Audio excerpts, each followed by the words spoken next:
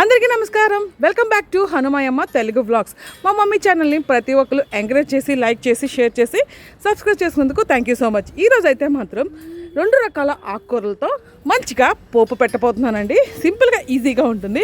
దీనికి కావాల్సింది ఆవాలు, జీలకర్ర, పచ్చనిపప్పు, మినప్పప్పు, ఎల్లుల్లిపాయ, కరివేపాకు, ఎండుమిరపకాయలు.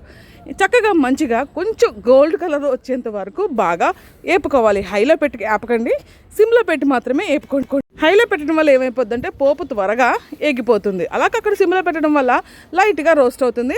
2 పెద్ద పచ్చిమిరపకాయలు, అలాగే 2 ఉల్లిపాయలు అయితే వేసుకున్నాను.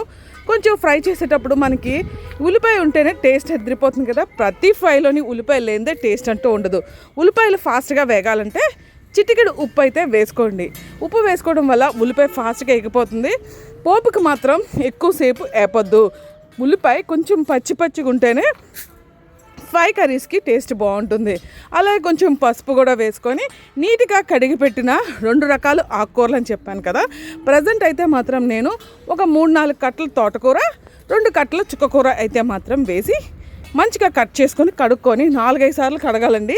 ఎందుకంటే మట్టి ఎక్కువ ఉంటుంది కాబట్టి ఆకుకూరలో కడిగేసి వాటర్లో వేసి కాసేపు వదిలేయడం వల్ల మట్టి అంతా కిందకి వెళ్ళిపోతుంది. మన ఆకుని మంచిగా పోపు పెట్టుకోవచ్చు. నాకు ఇంకొక డౌట్ కూడా చాలామంది అనొచ్చు, ఇదేంటి ఈ 2 రకాల ఆకుకూరలు పోపు పెట్టడం ఏంటి అని అనుకోవచ్చు. ఎందుకంటే చుక్కకూర ఒక రకమైన పోపు ఉంటుంది, తోటకూర మ్యాక్సిమం చాలా ఎక్కువగా తినడానికి ఇష్టపడం. కానీ 2 కలుపుకొని చేసుకోవడం వల్ల ఈ చుక్కకూర వల్ల అయితే మాత్రం కూరకి కొంచెం పులుపు వస్తుంది. టేస్ట్ అయితే అదిరిపోతుంది. నేను చెప్పినట్లయితే మాత్రం ఒక్కసారి ట్రై చేయండి.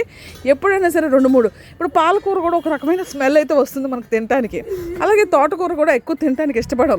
రకరకాల క్వశ్చన్. కానీ ఏదో రకంగా రోజు ఆకుకూరలు తినటం, కన్సంప్షన్ చేస్తే హెల్త్కి చాలా మంచిది. ఏదో రకంగా తినటం చాలా ఇంపార్టెంట్.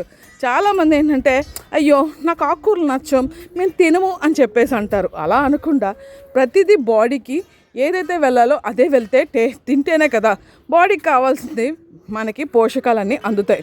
ఫైనల్గా అయితే మాత్రం ఏపుతున్నప్పుడు నాకు వచ్చిన డౌట్ కూడా వచ్చింది. చుక్కకూర స్మాష్ అయిపోయి కలర్ మారిపోయింది. ఇంకా తోటకూర అయితే మాత్రం అలాగే ఉండిపోయింది. ఫైనల్గా అయితే మాత్రం కూర అయితే మాత్రం రెడీ అయిపోయింది. నిజంగా తినేటప్పుడు కూడా చుక్కకూర అయితే మాత్రం మంచి పుల్లగా కారంగా భలే ఉంది. నేనైతే మాత్రం మొత్తం వేపుకున్న తర్వాత ఫైనల్గా అయితే మాత్రం ఆకుకూర ఫ్రై అయితే మాత్రం అయిపోయింది. నిజంగా ఒక్కసారి చుక్కకూర వేసేటప్పుడు ఫ్రై చేసుకోండి, టేస్ట్ అయితే అదిరిపోతుంది. చుక్కకూరతో పాటు మనకు రొయ్యలు కానీ, ఎండ్రాయిలు, ఎండి చేపలు కానీ, నెత్తళ్ళు కానీ వేసుకొని తింటే చాలా బాగుంటుంది. ఫైనల్గా కూర అయితే రెడీ అయిపోయింది. ఎక్కువ డీప్ ఫ్రై అయితే కొట్టలేదండి, లైట్గా కొంచెం అన్నంలో కలుపుకున్నట్లయితే మాత్రం ఉండాలి కదా. టేస్ట్ అయితే అదిరిపోయింది. ఇలా అయితే మాత్రం ట్రై చేయండి. ఎవరైనా ఫస్ట్ టైం మన ఛానల్ చూస్తున్నట్లయితే ఖచ్చితంగా లైక్ చేయడం మాత్రం మర్చిపోకండి. చాలామంది ఎక్కువ సబ్స్క్రైబ్ చేసుకుంటున్నారు కానీ ఎక్కువ చూడట్లేదు, ఎందుకో ఏమో అర్థం కాదు. కొత్త ఛానల్ కాబట్టి కొంచెం ఎంకరేజ్ చేసి చూస్తేనే కదా మన ఛానల్ కూడా మంచి రీచ్ అనేది వెళ్తుంది. అలాగే మీకు ఏ టైప్ ఆఫ్ వీడియోస్ కావాలో కూడా కామెంట్ సెక్షన్లో తెలియచేయండి. మీకు రకరకాలుగా వీడియోస్తో మీ ముందుకైతే వచ్చేస్తాం. అలాగే ఇంకొక వీడియోతో మీ ముందుకు వచ్చేస్తాను. Thank you for watching.